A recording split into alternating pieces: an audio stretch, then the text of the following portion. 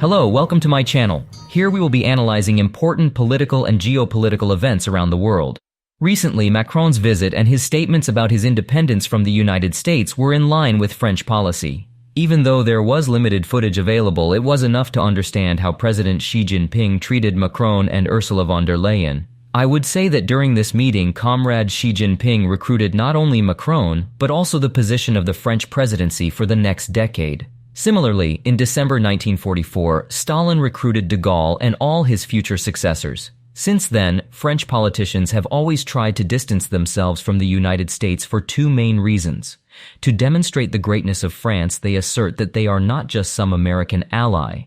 No, they are Great France, and they play and sell themselves as a useful and necessary mediator between the West, led by the United States and the Soviet Union, and now Russia.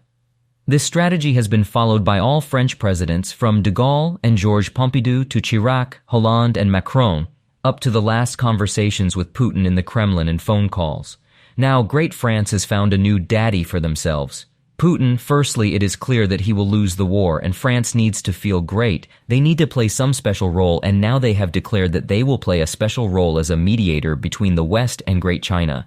By the way, this is a winning situation for Ukraine because France will be engaging in this prostitution with the Chinese instead of the Russians. He said that they will not take sides on the issue of Taiwan, neither with China nor with the US.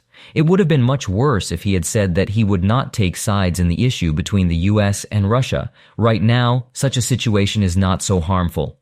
Now, I want to say a few words about China.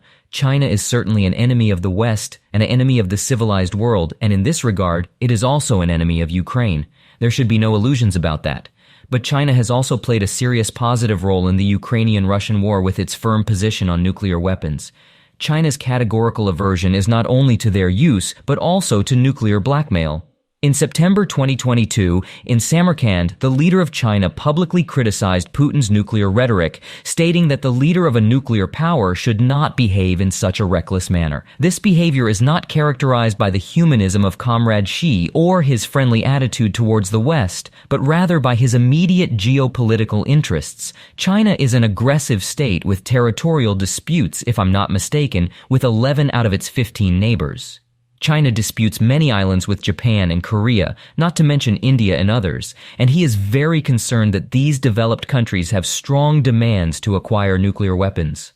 The situation there is such that if a military conflict breaks out in the region, nuclear weapons will appear in these countries within 2 weeks. This is something that China would not like at all, and therefore it defends its interests. Thank you for your attention. I will be telling you about the deep meaning behind the actions of world leaders and global situations. Please subscribe to my channel and hit the like button to stay informed about what's happening in the world around you.